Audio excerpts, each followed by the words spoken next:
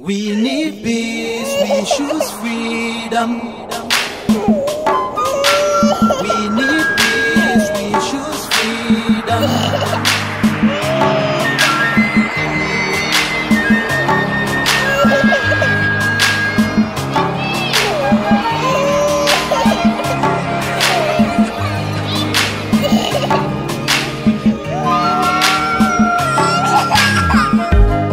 There was a nation living in peace and unity. Hey, they are people with love and harmony. Oh, yeah. They saw greatness rise up to its purity. With another people of different culture, a dear heritage, bias and oppressive. Oh, I see. A nation from trigger of Africa, rising with strength and might and power. In due time, nobody gonna praise us. Rather, you all gonna embrace her. With your flag, with your flag, with your flag, with your flag. Oh yeah. Let the tears of our mothers who lost their children be heard. Let the blood of our heroes speak from now till forever. Let the whole wide world know Biafra is our home. Oh yeah, Biafra is our home. Oh, it's my home. Yeah. Biafra is our home. I reminisce way back 1967. Death toll and the blood couldn't count them even. Mama screaming, child squealing, pops on the ground. 2.5 years, over 3 million's gone. Why? Cause we asked for our freedom, and we're going back to our sovereign kingdom. They shut us down when we cried, the world said nothing. Sitting back in the crib, watching our suffering. Should I talk about the planes dropping shells like rain? Suka had the first taste of our heroes' blood. Abagana Zobunigwe was stronger than flood, but the juke is too strong and fought them off on the chart. Thought the bloodshed's gone, then it came again. 216 and the massacre, it started again. So bloody now, I couldn't cry tears. Blood dripping down my eyes, water in my vein. We died trying to fight the cause and we're trying to break him. It's our freedom, but the world was against us. Wave your flag over Africa. Welcome people of Biafra. Wave your flag over all the world. See those people of Zion is here. It is a nation that the Lord has chosen for the people of Zion. It is a nation that the Lord has chosen for the people of Zion. We need peace, we choose freedom. We need peace, we choose freedom.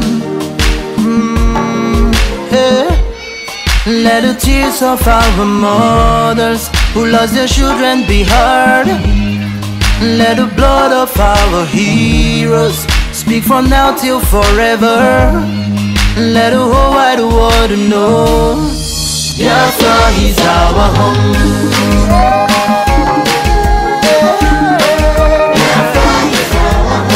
I see the rising sun from Africa. Oh, this is a sign of victory. Oh, yeah. I see future in Africa. Oh, yeah. People of Biafra. See, I shining on the wall. Oh, yeah.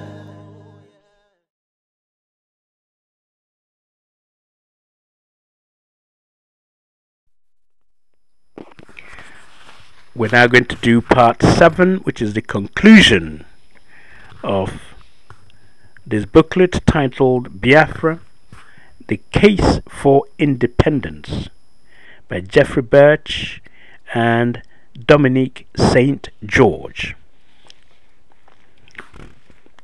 The secession of Biafra is no ordinary act of rebellion. The Igbo people have been forced out of the federation by the terrible massacre of 30,000 of their people in the north, and by the uncertainty as to whether this overcrowded and vigorous people can in the future find secure citizenship and opportunity outside their boundaries. This was the view of Dame Marjorie Perham, one of the leading authorities on African affairs, in her letter to the Times of the 7th September 1967. It is a view which one can have no difficulty in accepting in the light of the facts which have been catalogued in this booklet. The secession of Biafra was only affected when it became apparent that the federal government was adamant in refusing to understand, or perhaps was merely unable to understand, the fears and aspirations of the 14 million people of the eastern region. There can be little dispute that the creation of the sovereign Republic of Biafra was an act of self-preservation prompted by the actions of her former partners in the Nigerian Federation. It is important that this point should be emphasized in the light of the comparison which has been made between Biafra and Katanga. The analogy of the Katanga Congo affair fails to have any significant relevance to the Nigerian Biafran case for several reasons. For example, number one, Biafra secession was not fostered by any external agency, as was the case with Katanga. The role played by the Europeans with interests in Union Miniere group of companies. Number two, there is no evidence to suggest that secession was affected from motives of greed. For example, so as to enable Biafrans to enjoy exclusively the profits to be derived from the old eastern region's oil resources. Unlike Katanga, Eastern Nigerian had a tradition of willingness to enjoy its resources with the other members of the Federation. Indeed, it was the refusal of the federal government to grant Eastern Nigeria its due share of the federal revenues that was an immediate factor in bringing the divorce to a head. Moreover, if one takes into account the traumas suffered by the Eastern government, by Eastern military personnel, and by the Eastern community at large in the affairs of May, July, September, October 1966, the influence of economic motives in bringing about the secession of Eastern Nigeria from the Federation cannot have been significant. Thirdly, the secession was involuntary insofar as Biafra was compelled by force of circumstances to dissociate itself from the rest of Nigeria, an outcome which was beyond the imagination of Eastern Nigerian elite prior to 29th of July 1966. Katanga's secession was the culmination of a long tradition of selfish separatism and was both voluntary and unprovoked. On the 27th of May 1967, in the course of his speech announcing the new 12-state federation, Gowon had declared the following: I am, therefore, proclaiming a state of emergency with immediate effect. I have assumed full powers of Commander-in-Chief of the Armed Forces and Head of the Federal Military Government for the short period necessary to carry through the measures which are now urgently required. Immediately, the old sanctions were tightened up and fresh ones introduced in an attempt to cripple the East economically. During the month of June, with hostile northern troops massing on Biafra's northern border and the southern coast under blockade, it became ominously clear that the federal government was preparing to launch a military attack on Biafra. When hostilities did finally break out on the 6th of July 1967, the federal attack was euphemistically described by Gowon as a police action designed to bring the rebel clique, inverted commas, to heel. This task, it was announced, would take little more than a fortnight to complete.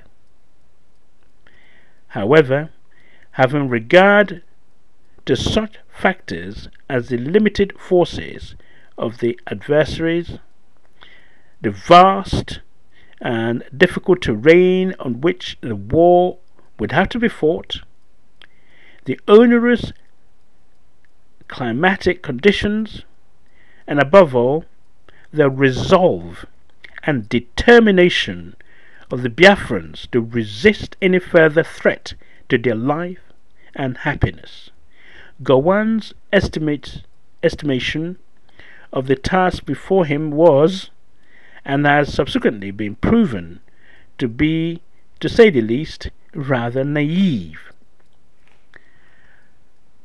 At the time of writing of this pamphlet,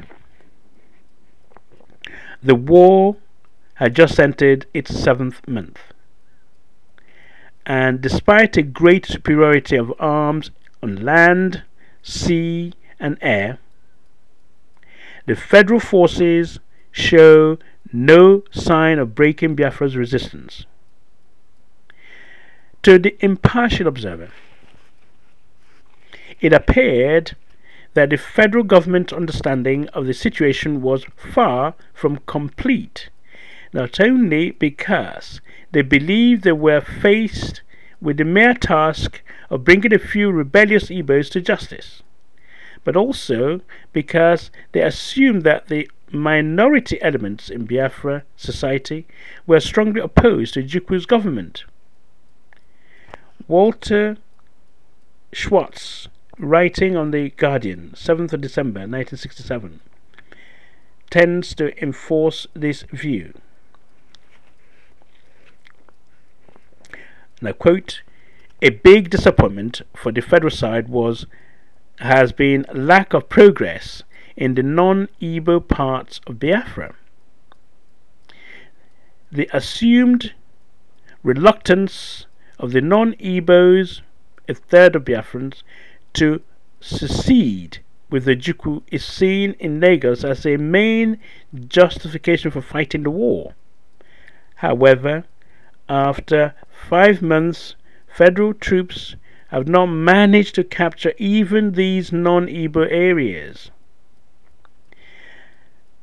As yet, no satisfactory evidence has been produced, discounting, of course, federal propaganda that the minorities within Biafra oppose the Ojukwu's government. Indeed, all the available evidence seems to establish the contrary. The detailed list of over 200 officers and other ranks who were massacred by northern troops on the 29th of July 1966, the coup revealed a high proportion of non-Igbo Easterners, as well as many Igbos. These facts alone provide a basis for Eastern unity. Members of minorities serve with the Biafran forces and government at all levels, and that Ojukwu is faced with no significant disaffection is evident from the fact that no uprising of Rivers people against the Biafran government took place when the federal troops landed at Bonny. Indeed, there has been admissions from federal spokesmen like Hassan Katsina included that resistance among the local population of Ogoja constitutes a grave security problem.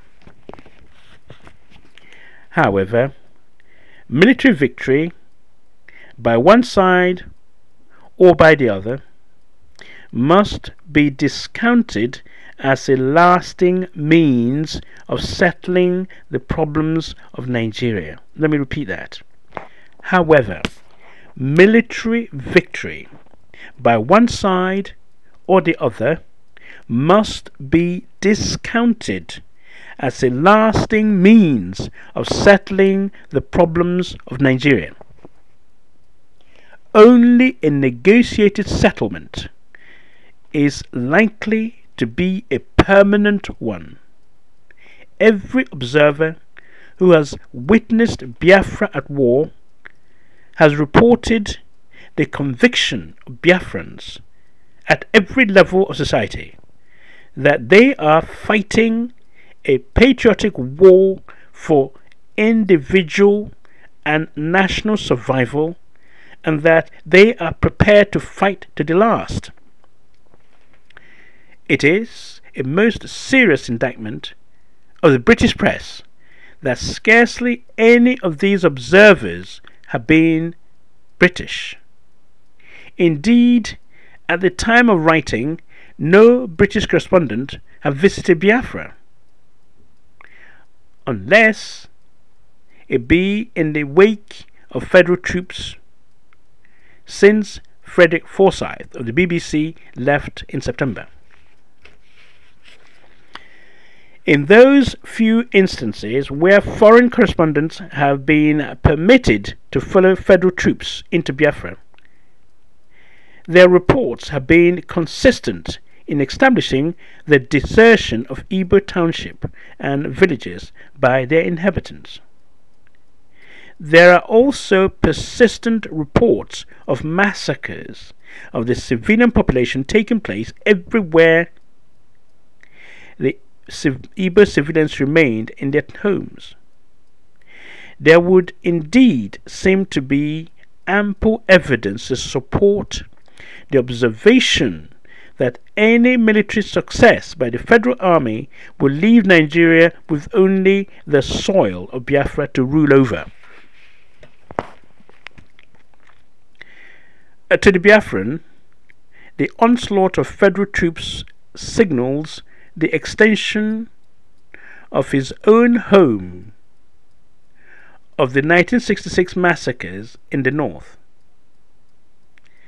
The idea of a federation, with its inherent principles of equality and mutual respect between the peoples comprising it, of unrestricted movement throughout its territories, with the right to set up home or business anywhere within its boundaries, is a concept which died in October 1966. It is a concept which today is not only vacuous but fraught with the deadly irony that the Nigeria-Biafra war is a human tragedy. It's a human tragedy, cannot be doubted. Thousands of innocent lives have been lost, and that certain foreign governments must share a great deal of blame for encouraging, through their myopic policies, a protraction of the war is also beyond dispute. Both the British and the Soviet governments have preferred aid and comfort to the federal government in its assault upon Biafra. Her Majesty's government has given every assistance to the federal government short of openly assuming belligerent status, and has thus, with others, materially contributed to an extension of the slaughter of Commonwealth citizens. It has, at the same time, probably sealed the fate of every British-owned installation which was standing in Biafra at the outbreak of the war. The Biafran economist Dr. Pius Okibo, interviewed recently by the Financial Times on the 9th of January 1968, put the value of war damage to industrial installations in Biafra at about 100 million, listing in detail the industries destroyed.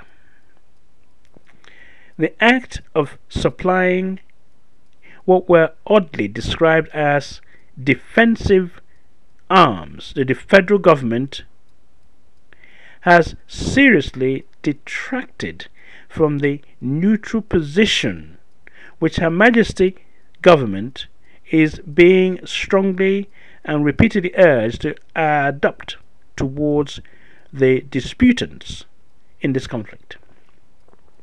The role of the British government has been particularly deplorable, short-sighted in view of the fact that of all external agencies, it may well have been in a position, had it not sacrificed its neutrality, to exercise a vital pacifying influence on the combatants.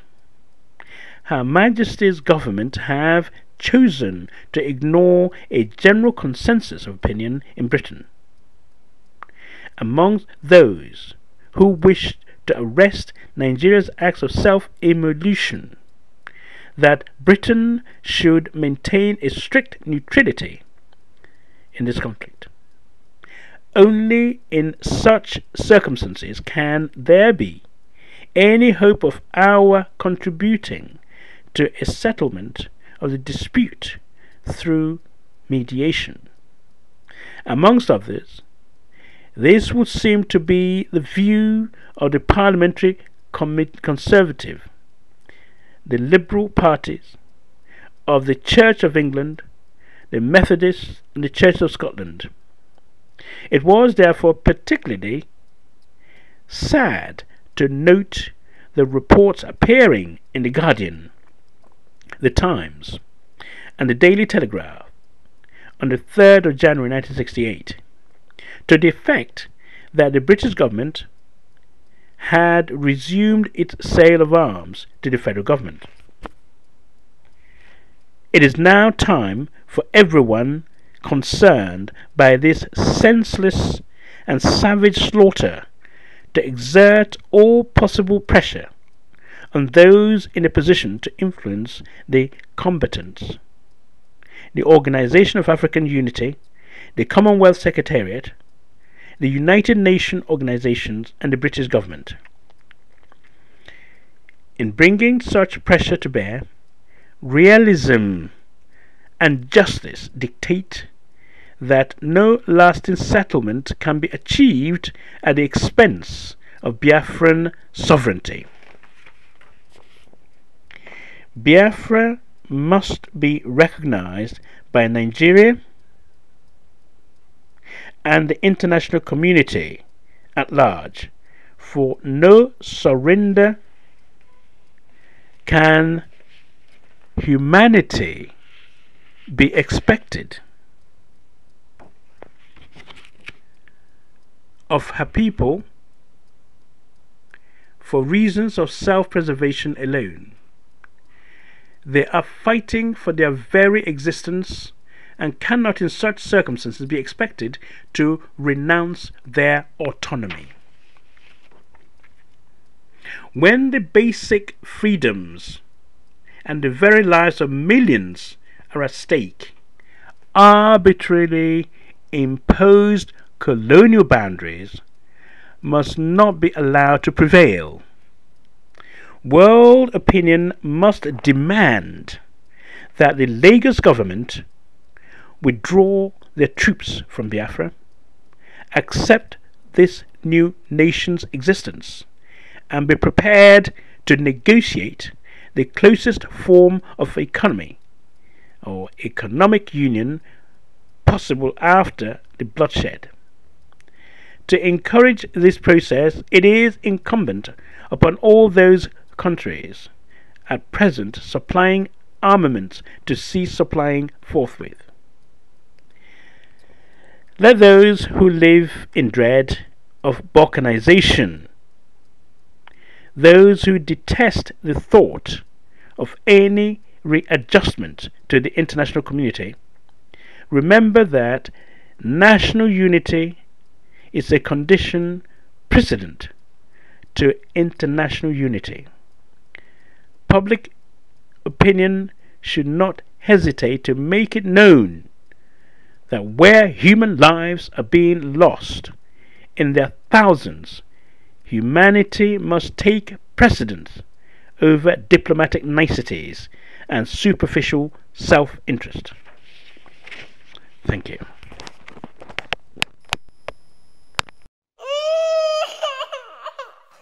We need peace, we choose freedom. We need peace, we choose freedom.